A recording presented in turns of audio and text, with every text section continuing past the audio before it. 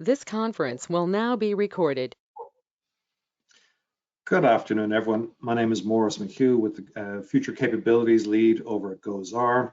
Welcome to the Satellite Book Club, session number 151. We have a presentation today from entitled NESDIS SPSD Satellite Analysis Branch Operational Product Overview and Satellite Product SPB Enterprise User Services and Outreach Summary. Lots of acronyms. Our presenter is Joe Fiore, User Services Coordinator from the NESDIS Satellite Products Branch, and our facilitator is Becca Mazer, a meteorologist from the Alaska Region Environmental and Scientific Services Division. Just some reminders before we get started. Please remember that the session is being recorded. There will be a Q&A after the presentation. I strongly encourage attendees to post their questions in the chat room, and we will work with them through there. When you're posting questions in the chat, please sign in with your full names or specify your full names when asking questions in the chat. Please also remember to check your spam folders, as the email system may occasionally route TowerS communications there. We're continually looking for future presenters. Please feel free to contact the TowerS team of Kashad Bowman and Emily Maddox. And finally, the training team over at TowerS can help create training materials that may otherwise be unavailable. Please contact Brian Mata for information or questions regarding that. And I'd like to say some quick thank yous to TowerS, Kashad Bowman, OCLO, GOES-R, JPSS, and our facilitator, Becca Mazer. Okay, I will now introduce Joe Fiore. Joe is the Enterprise User Services Coordinator in the NESDIS Satellite Products Branch since 2020. Joe coordinates all operational user interactions and outreach activities within NESDIS SPSD. Joe is an MS in Meteorology from University of Maryland, College Park, and has worked as a contractor for the National Weather Service in the ASOS Program Office, testing all software and hardware during the transition to operations, as the product manager for the ASOS Planned Product Improvement program. Then as a federal employee for 12 years at the Weather Service as the operational test and evaluation test director for ASOS, MADIS, NOAA Weather Radio, GO 16, GO 17, NOAA-20 OT&Es.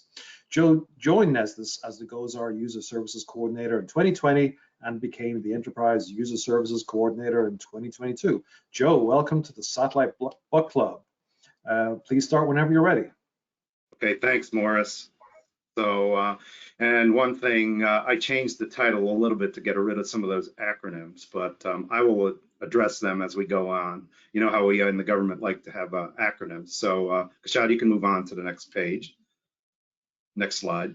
So, we're part of, well, OSPO first, which is Office of Satellite and Product Operations, and then SPSD, Satellite Products and Services Division, of which the Satellite Analysis Branch, SAB, is part of, and Satellite Products Branch, which now User Services is a part of. That's how it kind of, the tree goes down there. And I'm going to talk about mainly about the Satellite Analysis Branch, their operational product overview, and then I'll try to relate how our enterprise user services and works with Satellite Analysis Branch, and then our roles and responsibilities and user engagement and outreach. So go ahead, Kashad. So Davida Street is the chief of the Satellite Analysis Branch, or SAB, and important there, you know, I think most people know this, but it's a 24/7 quality controlled, which means, you know, human interaction. It supports hazards for warnings of U.S. government and state agencies, international community, and other users. Interpretive analysis 24/7 to mitigate environmental and man-made hazards, and I'll talk about the specific hazards on a later slide. But they also test, evaluate, and validate the suitability of new satellite analysis techniques and satellite-derived products for operational implementation. And they provide outreach, education, and customer service analysis for the products, which we also help them with. And over the last year or so, there's been an increase in the use of private industry satellites So you can go on to the next slide. So a graphic here, important to note is 24/7 hazards and disaster monitoring. Some of the products that they produce are the fire and the smoke, the marine pollution, volcanic ash, tropical cyclone or the tropical program, and it's at the NCWCP, the Center for Weather and Climate Prediction in College Park. They're on the 4th floor. So next slide. So I'm going to go over a little bit of each of the programs they have. One is the Marine Pollution Surveillance Program, and they monitor and report non-natural oil spills in the U.S. Waters since 2011. The Marine Debris is operational since 2013, and a new product here, the monitoring and reporting of the non-natural methane gas releases in U.S. waters since this year. And they support a lot of agencies, federal and state, the Ocean Service, as you would imagine, Bureau of Safety, excuse me, the Coast Guard and the Navy. And there is a image here, and this is of one of the products that they produce, an oil spill off the coast of the Philippines. And there's also in the chat, I think there's going to be a link. So if anybody wants to look in more details at all the products they have, you can look there. Next slide.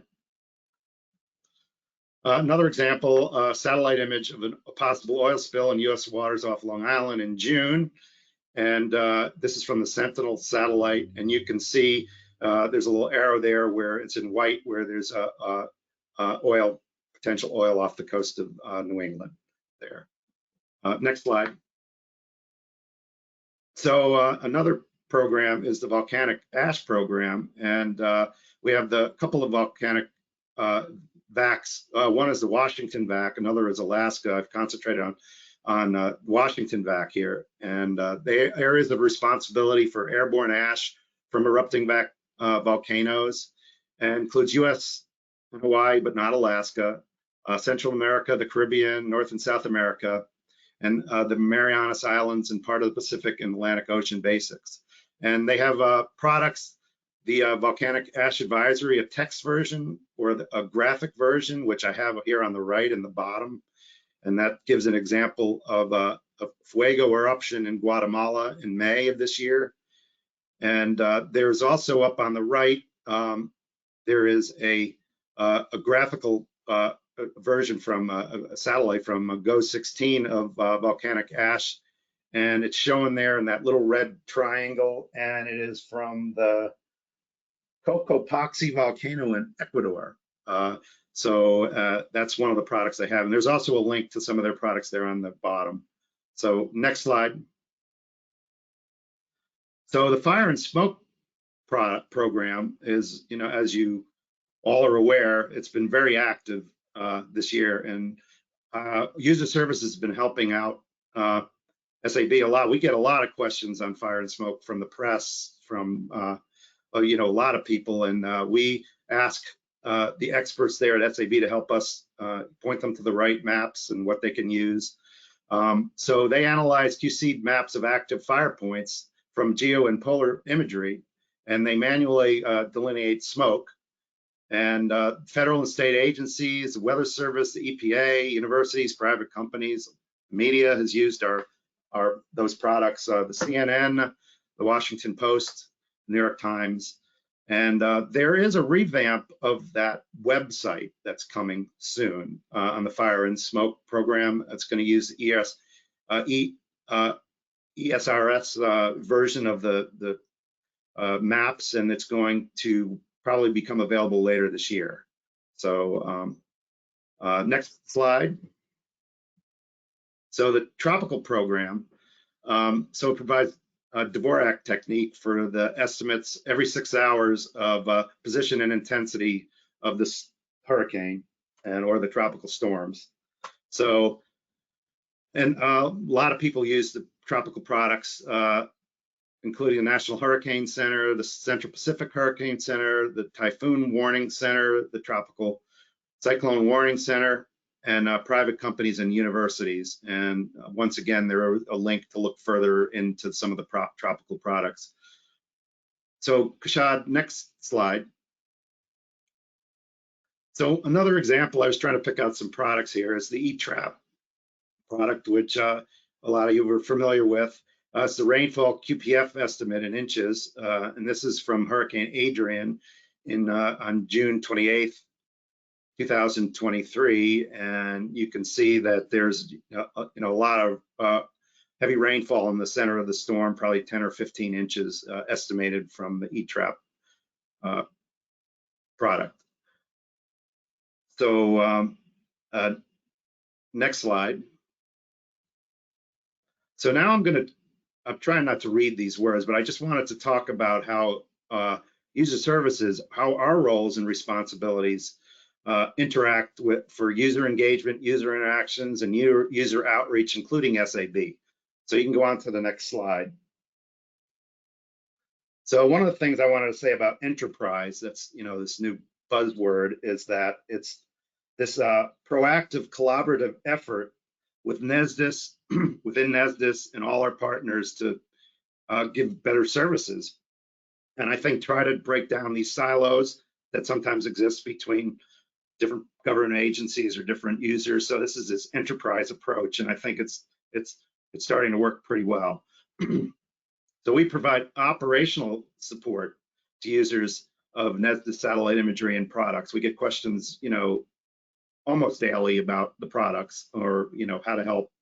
But the Weather Service is our primary customer, and we sit on the user satellite training team, the GOES-R, and the NOAA-21 user feedback meetings, the NWS OSPO meeting, which is twice a year, the MDS request team, and also participate in the NWS OT&E team and the observation branch of the Weather Service. And the SITWIG, which is the Satellite International Training Working Group. And one of the things we've really tried to do lately is work in conjunction with the User Engagement Council, which isn't quite operational, but we interact them a lot, and we want to coordinate user outreach, user engagement, NOAA NESDIS customer outreach, and the goal is to provide the best possible experience within NESDIS for all the users and products. So you can go to the next slide. And once again, we coordinate, and not just me, there's 4 of us. So, and we coordinate all the administrative SPC notifications, the Polar, the International, the GOES-R, with the PALs and the subject matter experts on new products, retired products, new algorithms. And one of the things I said before is that we answer a lot of the questions about Polar and geo satellite products to the general public, the media, academia, international US government agencies. There's a lot of people that ask questions. The most popular imagery and products are, as you well could see, the fire products and the tropical imagery and products during hurricanes. The GLM is really popular. We get a lot of questions about GLM. And so if we don't know how to answer the question, we'll ask the PALs, the product area leads in NESDIS, or the subject matter experts for help. And then we get the answer to the user from there. And most often asked questions are where to get the data and the imagery, as you would imagine. And we provide either through STAR, or through the cloud, which is much more popular now, through CLASS, and through some of the NOAA partners, including SIM, CIRA, and COD. And we explain the imagery or data, and that's a really fun part of the job because we get a lot of questions on, are these gravity waves that I'm seeing in this hurricane, or, even questions from 6th graders about, what's in this image or what does this look like? So that's a fun part of the job. And some of the questions we get are really interesting at times. I've had a question, can I set my clock to the GOES satellite, which is often quite interesting. And then sometimes we get a persistent question. People have said, you have to turn the satellite off because it's interfering with my network and my dish at my home. So when it gets to that, it's very rare we get anything like that, but we'll have to kind of turn them off from being allowed to send any more emails in that regard. But most of the time, we really get really good interaction with our users, and we get the answer to them pretty quickly.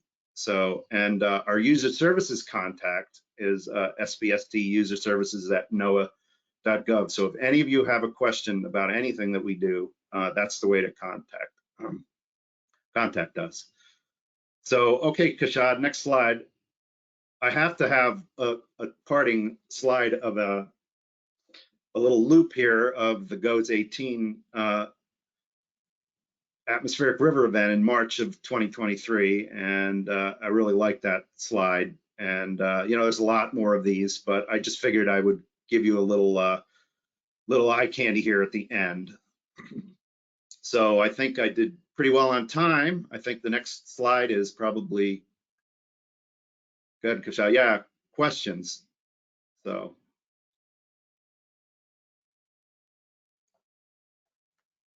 See, maybe there's. All right, let me get my stuff ready. All right, well, thank you, Joe, for a fantastic presentation. That was really interesting and very enlightening to see all of the different products that you all manage, and you know, especially on an operational basis 24/7. So that was really cool. So Thanks. everyone, please stay on for the discussion, especially those that are in the field, you know, forecast offices, regional headquarters, all that good stuff. Go ahead and please submit your questions into the chat room, and please use your full name, or you can indicate whether, you know, in the chat room or raise your hand feature, if that's even an option here, if you want to ask your question verbally. There will also be a short feedback form for you to complete, which will be posted into the chat room shortly. On 1 week from today, on Thursday, July 20th at 12 p.m. Eastern Time, Ryan Vandermeulen from the National Marine Fisheries Service is the satellite coordinator there, and he will be discussing observing ocean color from geostationary satellites. So that'll be a really interesting presentation. So lastly, please contact the Tower S team, Kashad Bowman and Emily Maddox, for questions about the Satellite Book Club or for configuration of satellite products. So again, please continue to share your questions into the chat, or let me know if you would like to ask it verbally. And I guess here we go. So from Mark DeMaria, the Dvorak technique takes a while to get experience with. How do you train new analysts that do the classifications?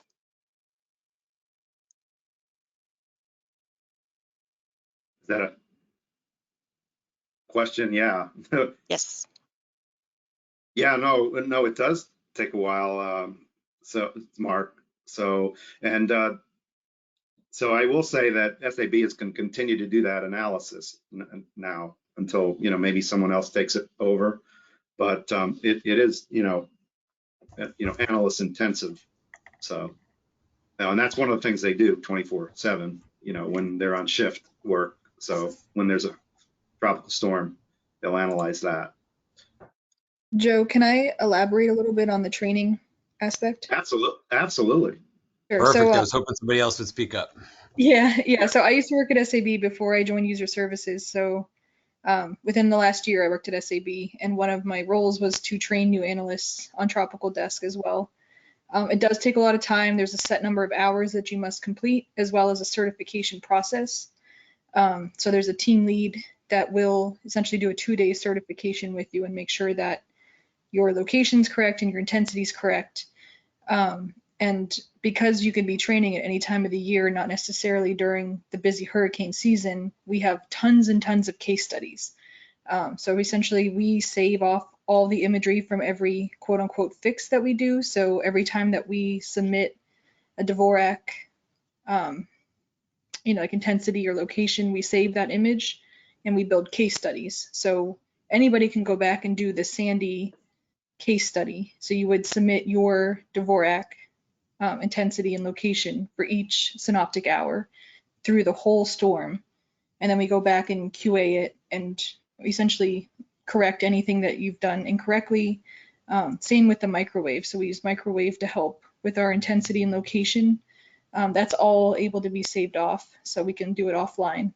So long answer or short answer to your question really would be lots and lots of case studies of different types of storms, including Southern Hemisphere, Northern Hemisphere, things that transition subtropical to tropical or vice versa, things that were ugly in terms of structure, and some of the classics like the big name storms and eyes patterns as well. Jessica, thanks. So Jessica comes to us from SAB, and she's our International User Services Coordinator, and she's helped us greatly. So thanks, Jessica. Mark says, thanks for the background. That sounds very comprehensive. The Dvorak estimates are also important for the long-term climate record, for sure. I have a question. I'm curious as to what are the different data formats that the products typically come in that you can go in and download? Jessica, can you answer that? I think so. It kind of depends on the product. So the Dvorak, the tropical stuff really is, from what I recall, just a text format bulletin that gets fed into the ADT and then saved off online where they're archived. The images themselves don't go out. They're just saved locally for us. Things like the marine pollution, all of those types of products, those are typically JPEG. You can get the text right up as well from the website, but you can also download the JPEG so you can actually see the oil slicks that we're reporting on. Same with Volcano. Volcano comes in a couple different formats because it kind of depends which route it goes out. So for a user just going onto the web, you can get the text right up with the coordinates, or you can see the, I believe it's also a JPEG, but the image that has the polygons where we've drawn the forecasted volcanic ash plumes. And then fire, I kind of forgot about the Fire Desk. So Fire Desk is similar. It kind of depends where you're getting the information. The smoke product is always a text file, and then the fire product itself, that one's kind of blanking on that one because it's a little complex. It's more like a map than it is an image that you would download necessarily. Hey, Jessica, this is Joe. We got some questions on the fire and smoke product from some of the media. We provided the maps. You know, they wanted to make a map on their own, but we provided them with the existing maps you already make, and so they have a choice of to use that map or a map that they would make. Okay, yeah, you can download the data, but it doesn't come in a nice. You're not going to get a JPEG, I guess is what I would say. You would get data points. Yeah, I was curious about importing some of the data, like what you guys were just talking about, the fire and smoke, into say like a GIS application, but perhaps it's not as easy as just downloading the data and incorporating it into a GIS program. Right, it's kind of complex and a little out of the loop with the progress they've made, because at the moment I think that they have migrated so that you can open it in ArcGIS or Esri, but that was right. Another oil desk certainly distributes shapefiles and KMLs. Cool. Right. Yeah, they were asking about shape files. So yeah. Yeah, you can get smoke shapefiles, but fire, because it's points, I'm not quite sure what format that actually comes in. The KMLs as well. All right, well, thank you for that. Anybody else have any questions? So far, we don't see any more in the chat. We'll give it a few minutes.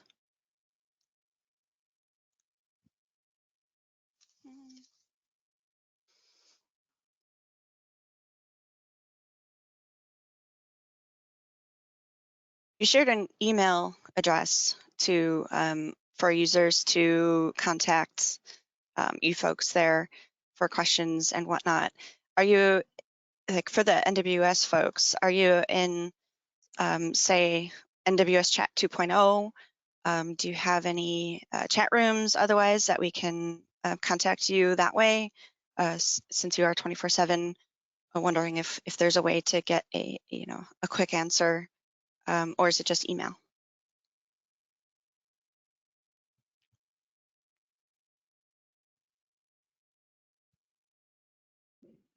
Again, I think it's desk specific. I know Volcano is in NWS chat. Also, we were actually just talking about that yesterday morning about the advantages of moving to the new chat system, et cetera. So it seems desk to desk. Great.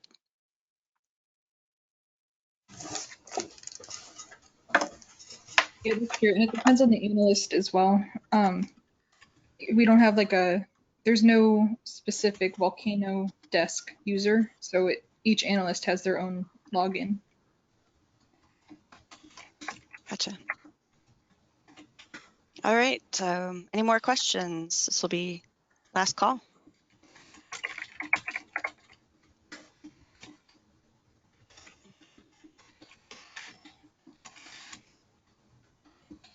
All right. I think we're good to go. Morris, you want to take it back? Very briefly, thanks, Becca. I just want to thank you all for attending today. Hopefully you found it interesting and informative. Thanks to Joe for a great presentation and to Becca for facilitating. And we hope to see you all back here next Thursday, July 20th. Thank you all. Have a great week. Thanks, everybody.